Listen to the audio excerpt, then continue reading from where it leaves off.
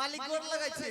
खुश रहो करने से खुश रहो। हरामजादे, बोलने का तमीज नहीं तुम्हें। कला तुम क्या बोला ने? करने से खुश रहूं हरामजादे।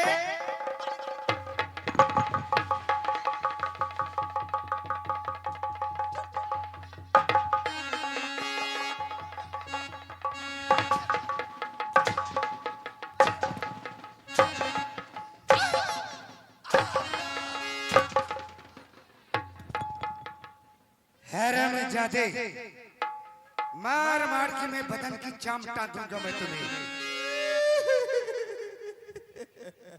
चुप हरामजादा।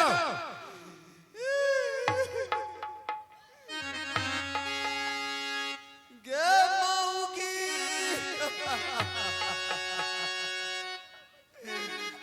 तोरे खातिर नचबा में मारा खाछी आओगे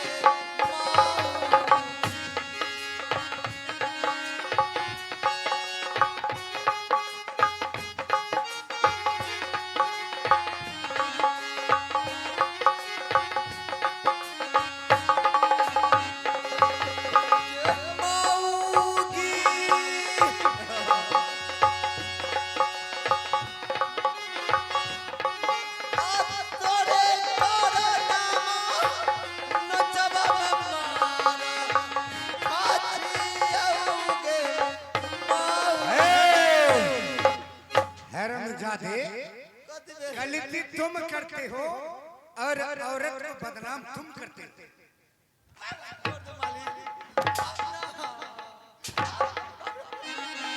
हेलो शराब खाना सारा ताकत बढ़ गया, काम न करता तुम कुछ दरबार का। झूठ बोलने में फटता जिगर खिन खी, कभी न बोला विश्वास।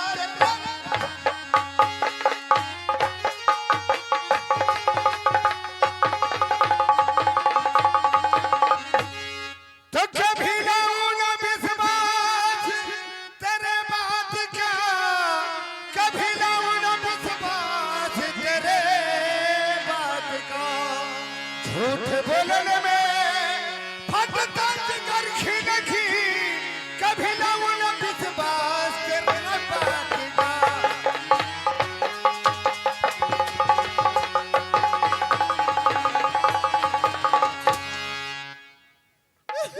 हरामजादे, बराबर झूठ तुम बोलते हो और झूठ बोलने वाले को ये राज मुहब्बा में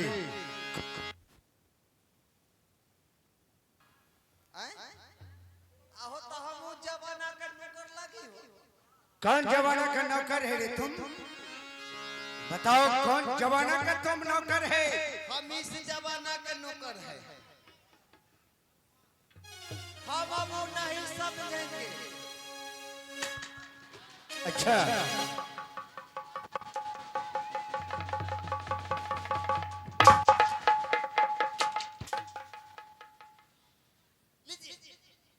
अच्छा, तुम नौकरी नहीं करोगे मेरे यहाँ? पहला तोरा ला नौकरी करो।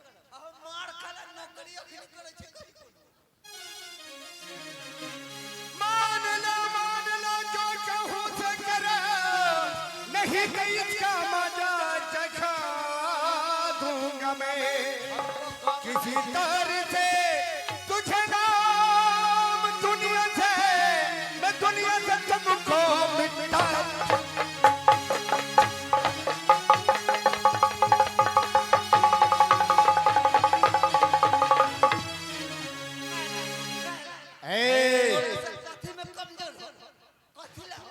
अच्छा, कमजोर नहीं हो?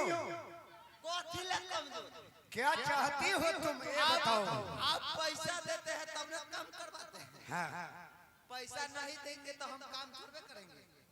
लेकिन सुन लीजिए जो हम कहते हैं से ध्यान ध्यान से सुनिए। अच्छा बोलो।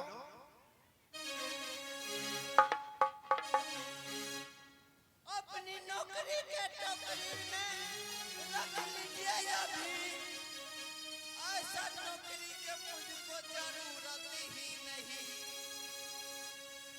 मेरा जितना हिसाब बनता है जल्दी दाखिल कीजिए, जल्दी।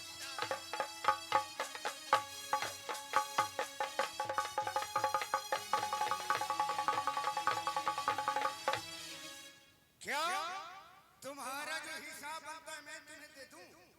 जितना हमरा ठीक है दूंगा, लेकिन तुम्हारा जो बाप दादा मेरे दरबार में कर्ज लिया और कौन चुकाएगा? तुम्हारा बाप दादा जो कर्ज खाया अभी तक नहीं चुकाया, तुम दो। मालिक सुनो ना, क्या अपने से मजाक कर रहा था?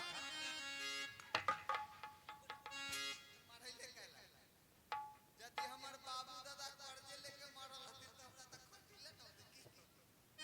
ये चलते इनका पटिया ले चुप रह छी। मिलन जी कहू ना, एक बात कहूं? कहू मालिक। एगो ना पांच बात कहूं? सुनो। Hello master.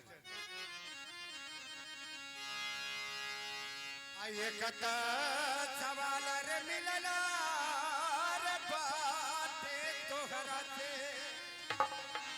क्या महाराज हमसे रे मिलना बात क्या कर रे पारमा कहिए महाराज कहिए। खबर चलई तेरे मिलना रे राजा।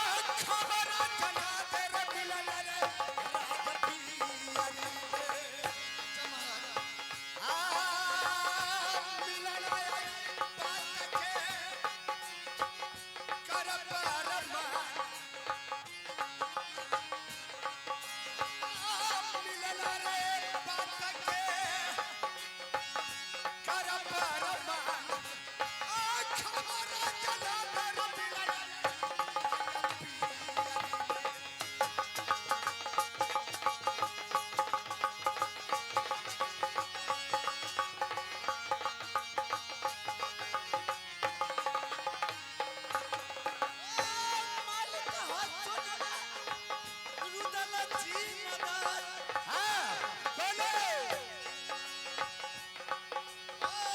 खबर चलई भाई मालिक राजा पिया। मालिक हाथ छोड़ला, रुदल जी मदद। खबर चलई भाई हो मालिक राजा पिया।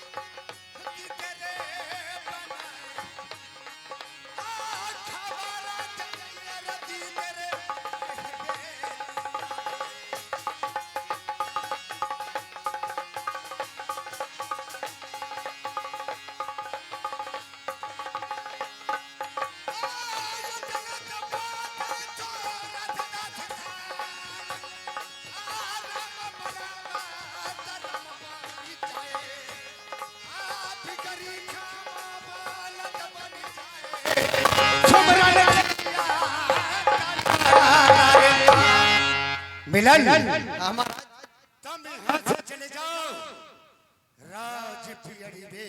जी महाराज। राज पियरी में मेरा मित्र जो है देवा ब्राह्मण, उसे बुला कर लाओ ताकि मैं 2-4 बात मैं कर सकूं।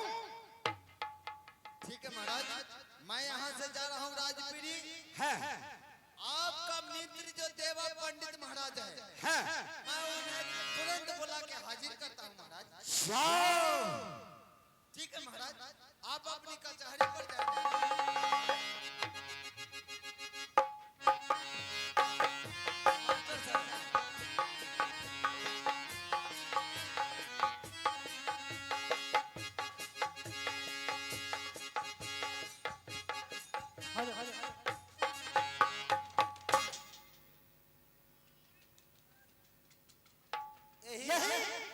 राज पियारी है।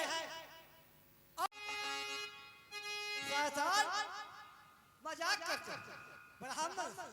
हम मजाक किए। अरे तुमको मोटरसाइकिल है? अरे हमरा कल ससुराल में मिलबे कलई है। अच्छा मिलने किया है लेकिन स्टार्ट होबे ना करता। वो हम मिल रही कैसे पता है? कैसे मिला? हमरा सार के बिया भेली हमरा साली से। जाओ रे साला चुपचाप कर। तो हमरा मोटरसाइकिल दे गई।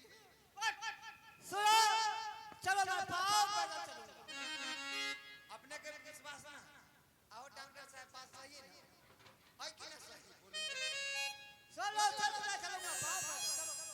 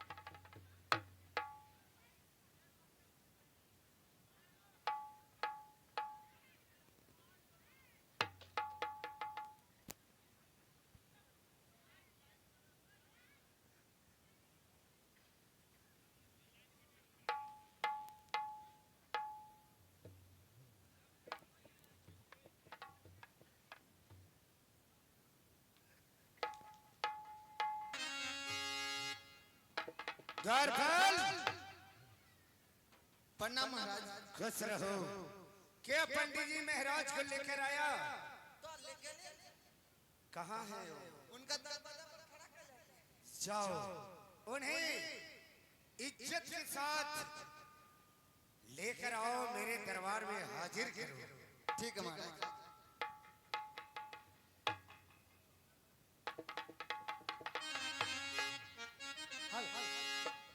ओ पंडित जी महाराज।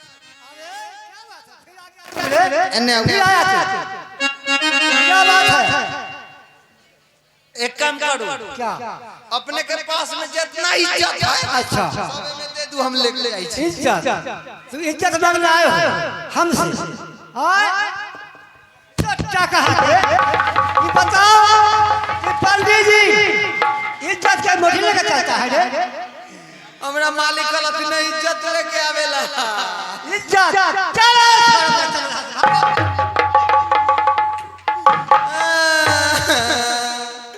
मालिक क्या हुआ रे? क्या हुआ बताओ। हमरा पंडित जी मारला दिन। क्यों मारे हैं? पहले हाथ आगे करू। मैं हाथ हाथ आगे करू। क्या बात है? हम लाली से पहले ले लूं। लाओ। अरे हराम ज्यादा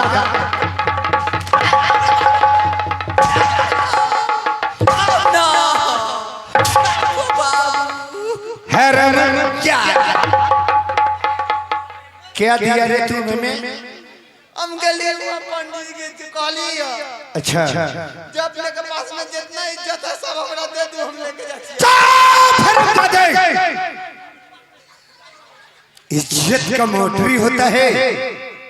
तुमने पंडित जी महाराज से इज्जत मांगना शुरू किया। हैरम जाते रघुवे ने काली रे गदहा जैसा हो गया, लेकिन तुम्हें समझ नहीं आता है। कथी कहती उनका? तुम्हें मैं बताया कि जाओ उन्हें आदर सत्कार इज्जत के साथ मेरे दरबार में हाजिर करो, तो तुम गया न गया और इज्जत मांगना शुरू कर दिया। इज्जत का मोटरी होता है।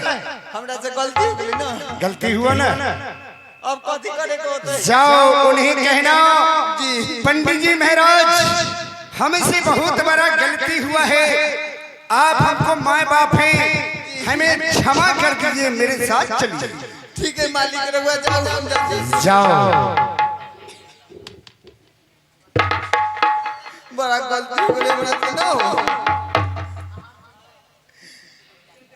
पंडित जी महाराज, अरे फिर तुम यहाँ कहाँ आया, क्यों आया? सुनो ना, बोलो। हमरा से बड़ा गलती हो बस गई। बदमाशी करोगे ना तो याद कर लो, बहुत मार मारूंगा। ना सुनो ना, बोलो। हमरा से बड़ा गलती हो गई।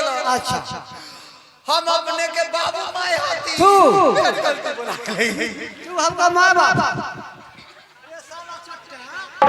तुमको कहना चाहिए कि पंडित जी महाराज, हमसे गलती हुई, हमें क्षमा कर दिया मेरा माँ बाप।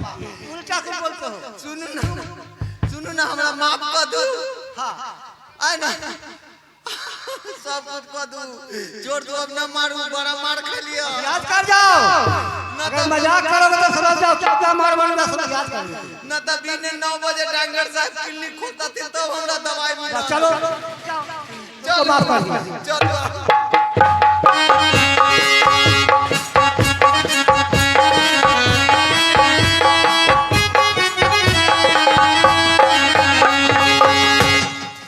राम राम जोड़ी, राम राम जोड़ी।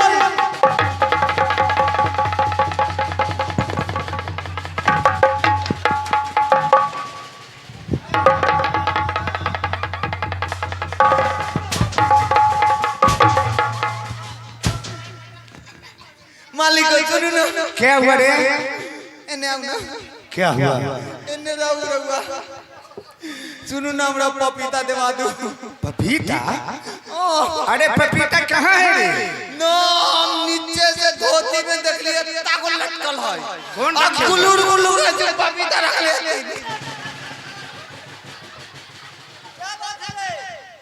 कहियो ना हमरा देवेला। ए चुप रहो। पंडित जी महाराज पपीता रखे हुए हैं। इधर आओ।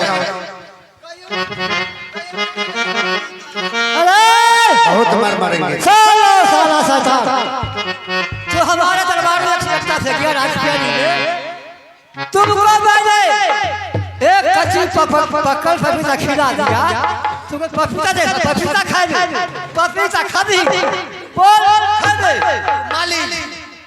मालिक ने जाओ रो। मालिक कहियो ना रख ले, तीन हमरा दे देवेला, एक कच्ची दे।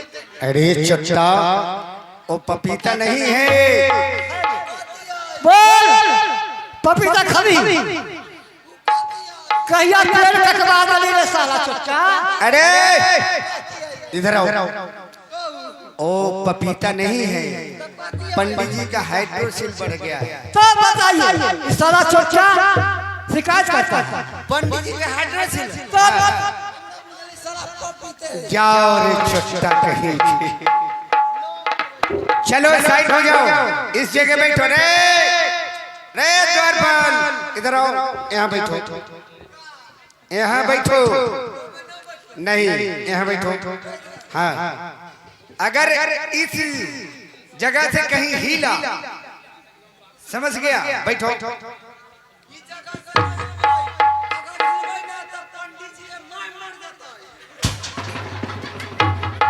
चलो इसी जगह बैठे रहना, समझ गया? मैं दो आदमी बातचीत करूंगा और तुम सुनना। जोड़ी बहुत दिनों के बाद हमें राजप्यारी से राज मुहाबा में बुलाने का कारण क्या है, हमें बताइए। जोड़ी बुलाने का कारण मैं आपको कह सुनाता हूँ।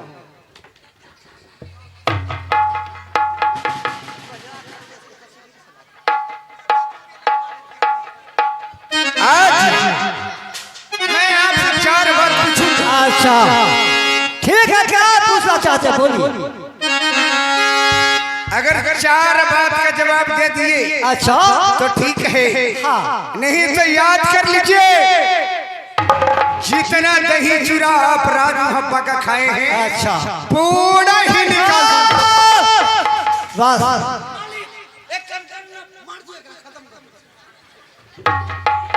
आला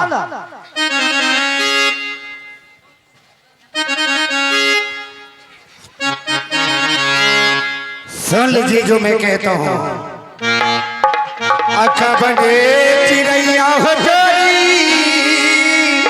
रे बोलई संझिया में हाँ जोड़िया कमल चिड़ैया बोलई या हया धीरा अच्छा बने चिड़ैया हो जोरी रे बोलवा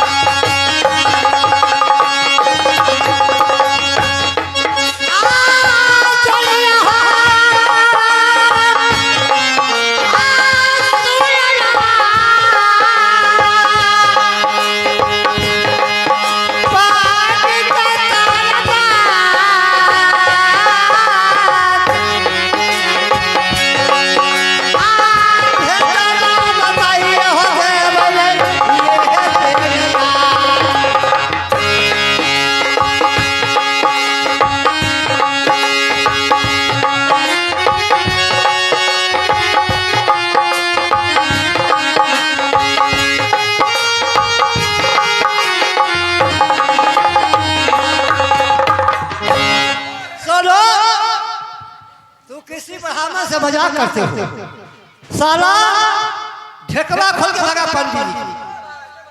चलो यहाँ बैठो।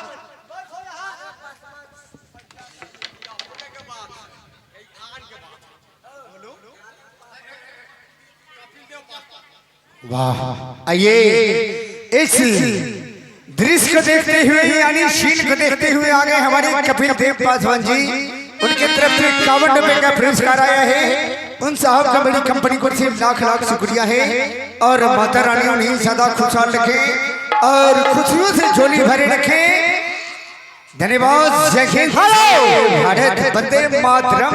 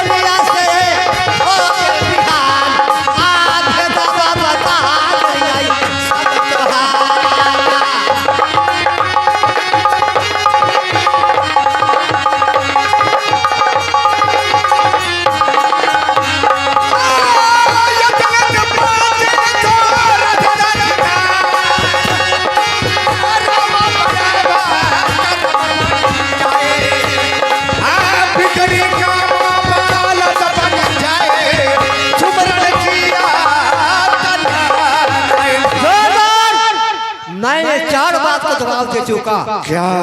कि बाज चिड़ैया जोड़ी बोले सजिया में, कोयली चिड़ैया बोलता है आधी रात, मुर्गा चिड़ै बोलती है भोर में, कौआ के बोली से हो जाता है बिहान। ठीक है जोड़ी, अच्छा आपने हमें 4 बात का जवाब दे दिया। हाँ, लेकिन 4 बात और पूछूंगा।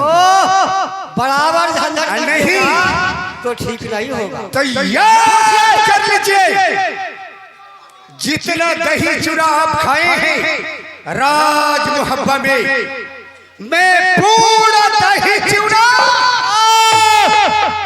बस पूछना चाहता है, मैं उसका जवाब नहीं दूंगा इसके बाद।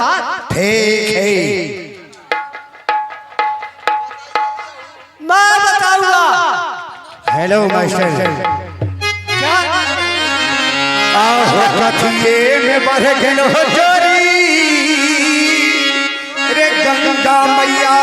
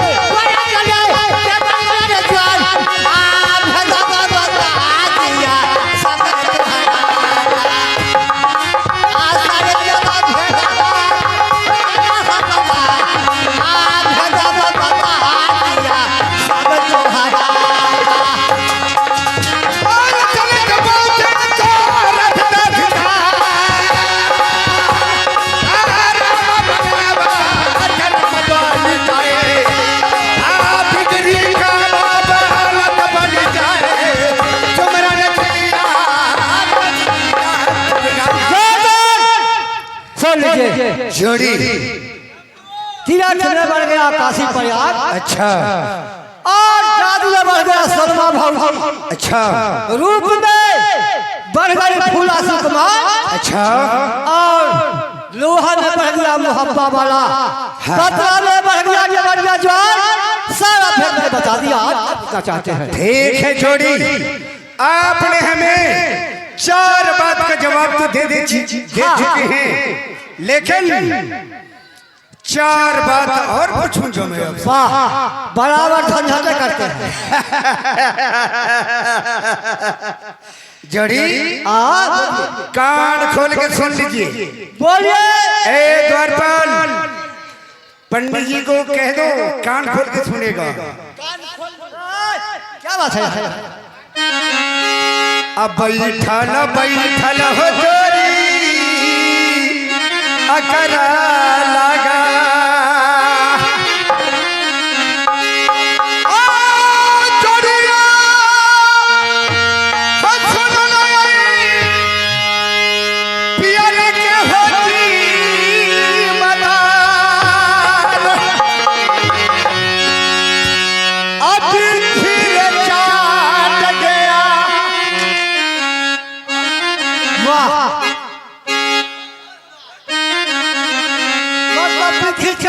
तलवार के है यात्रा कौन खुला के वजह से बता दो। आए है यात्रा बनाता है जोरी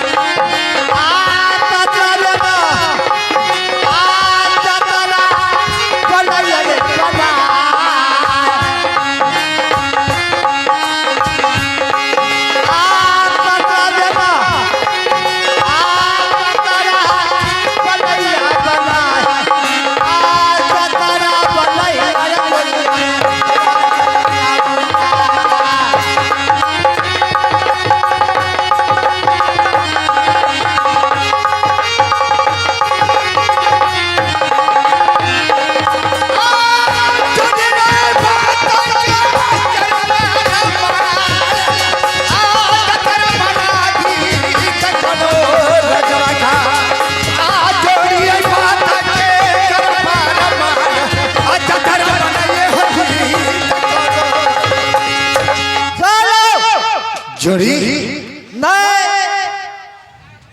रात पीर का काशी का पतरा मैं खोल दिया, लेकिन हेलो तो ये इस सीन को देखते हुए आ गए हमारे कनीस बाबू, उनके तरफ से 21 रुपए का पुरस्कार है। उन साहब कमेडी कंपनी को से लाख लाख शुक्रिया है और मदर अली उन्हें सदा खुशहाल रखे। कनीस बाबू आप जहाँ रहे वहाँ भी खुशहाल रहे, धन्यवाद। सारों देश का मैंने पात्रा में यात्रा देख लिया हो, लेकिन राज कनौज में मेला लगता है। क्या राज कनौज में मेला है? और 3 लाख सिंह है आपको? राज कनौज का? हाँ वाह, हेलो, जोरदार। हाँ जोड़िए। एक बार चलिए हमारा आगे कपिल दो पासवान जी, उनको तरफ से 51 रुपया के पुरस्कार आया है और हमारे पार्टी की ओर से बहुत बहुत धन्यवाद। कोई दिक्कत नहीं है। हेलो, जोरदार। लेकिन घोड़ा बिंदुला घोड़ी कबूतरी जब तक नहीं लाइएगा मैं राज कनौज मेला कैसे चलूंगा पैदल? आओ, पैदल आप नहीं जाएंगे, ठीक है। अभी के अभी मैं घोड़ा बिंगलो घोड़ी कबूतरी मंगवाता हूँ द्वार पर। जाओ घोड़ीसार में घोड़ा बिंगलो और घोड़ी कबूतरी लेकर आओ, ताकि मैं चलूंगा मेला देखने, राज कनौज की ओर जाऊंगा मैं। लेकिन एक बात हमें आया आ गया क्या? सो लीजिए, जब तक मैं राज दुहाबा में भोजन नहीं करूंगा मैं नहीं जाऊंगा राज मेला। अच्छा, आब बास परऊ जो चावल भगवान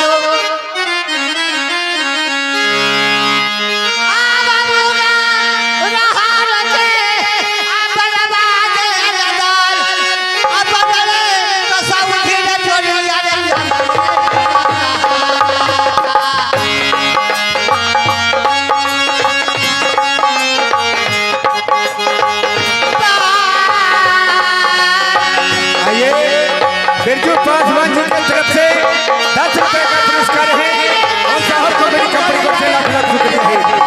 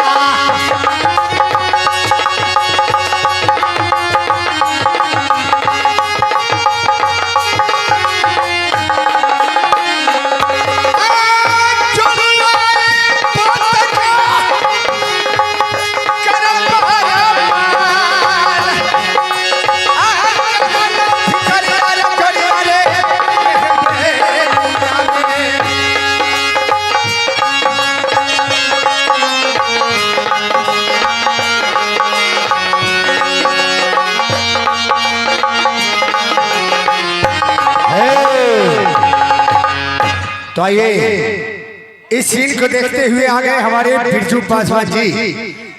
बिरजू पासवान उनकी तरफ से 21 रुपए का यानी 51 रुपए का पुरस्कार आया है।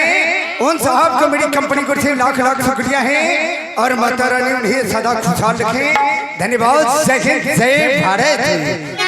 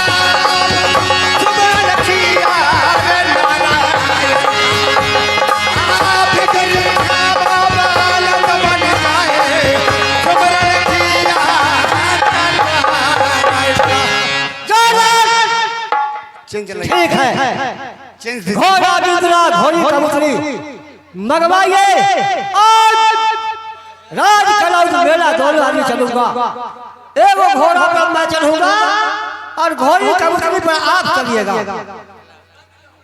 चलिए मगर अंकुश राज जी की तरफ से 21 रुपए का पुरस्कार आया है। उन साहब का बड़ी कंपनी को लाख लाख शुक्रिया है। और ये बच्चे सदा खुशहाल रखे। अरे मेरी तरफ से आशीर्वाद है, ये बच्चा पढ़ लिख के विद्वान बने। धन्यवाद।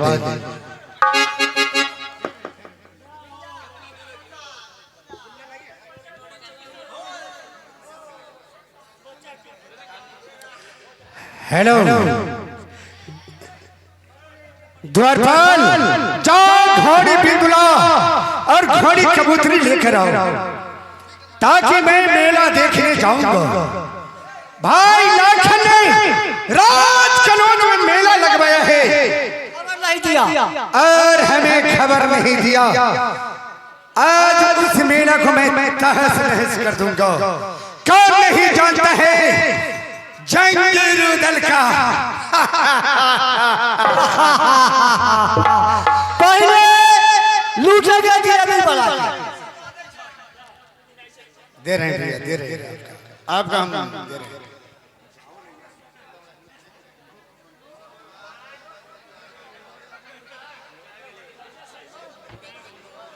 झड़ी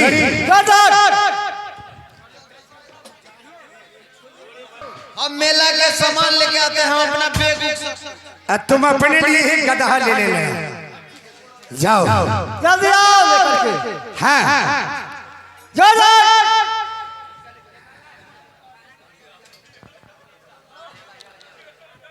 झड़ी हाँ घोड़ा लेके आ रहा है, तब तक अच्छा। मैं आपसे बातें करता हूँ।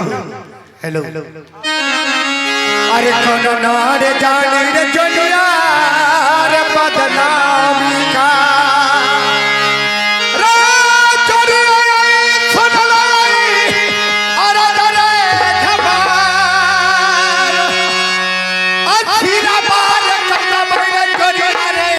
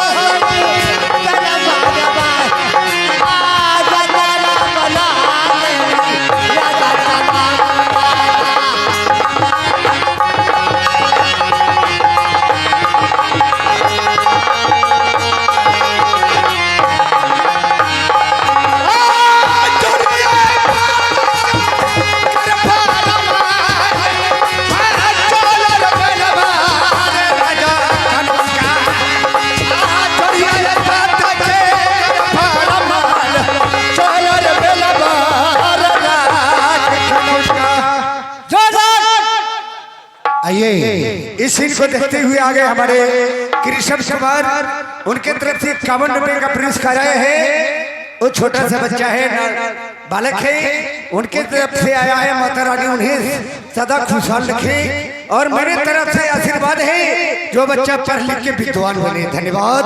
जय हिंद, जय भारत, वंदे मातरम। मेला का मेल गेट है। मेला के मेन गेट पर पहुंच गया है जोड़ी कह रे ये हमारे आगे दिनेश पासवान जी। अच्छा उनको तरफ से आ गया 51 रुपया का पुरस्कार और हमारे पार्टी मालिक क्या है ले लीजिए क्या लेकर आया है देख लिया इसमें रुपया पैसा पैसा ले ले अच्छा मेला में घूम तुम नहीं जाओगे तो चलो चलो मेरे साथ चलो अरे जोड़ी यही राज कनौज मेला है अच्छा यही राज कनौज मेला लगवाया है भाई लाखन ने बस यही लगाया है आज का मेला भाई ए सिंह दरवाजे यानी मेन बोर्ड पर क्या लिखा हुआ है मैं तो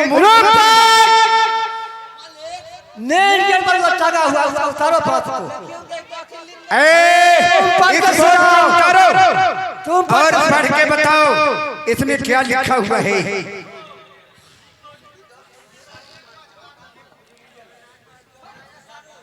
मालिक कहो कि ना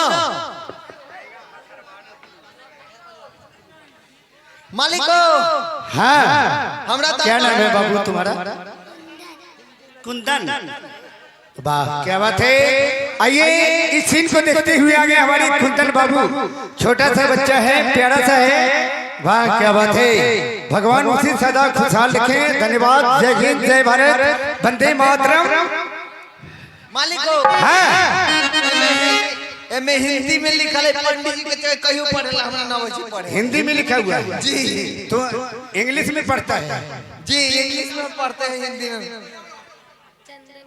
वाह क्या बात है आइए साथ में आगे हमारे चंदन बाबू वाह प्यारा सा बच्चा उनके तरफ से 21 रुपए का पुरस्कार आए हैं उन साहब को मेरी कंपनी को से लाख लाख शुक्रिया है और माता रानी उन्हें सदा चलिए। साथ रखे धन्यवाद ए हमारे आगे 26 जनवरी के शुभ अवसर पर कपिल देव पासवान जी ओ 21 रुपया का पुरस्कार दिए हैं और हमारे पार्टी की ओर से बहुत बहुत धन्यवाद। बताइए पंडित जी महाराज क्या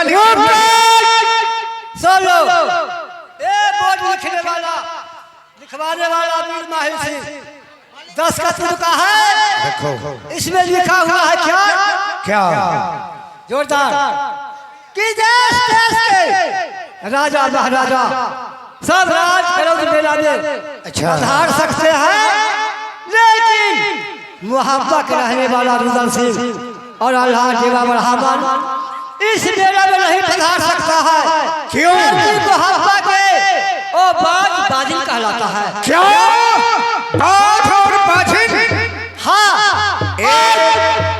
जिस यात्री को मेला में उनका छा लग जाएगा अच्छा तो पूरा बाज बाजिल कहलाएगा ए बताइए जोड़ी ए पत्र लिखवाया कौन है गढ़ में रहने वाला मामा माहिर सिंह ये बोर्ड पर दस्तखत किए हुए क्या मामा माहिर हाँ माहिर और इस बोर्ड पर जड़ी बोर्ड को फाड़ के फेंको बोर्ड के फाड़ के फेंको फाड़ कर फेंको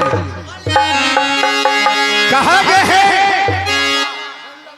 गंगा भाग समुद्र को जाए समुद्र भाग कहाँ को जाए पाँच मील कट ले छोड़ के कहाँ को जाए मैं पारी महिल को पकड़ कर टुकड़े टुकड़े न कर गया तो फिर मेरा नाम उतार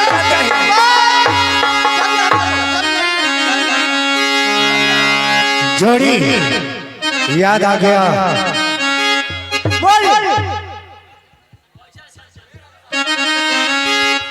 जोड़ी याद आ गया जब मैं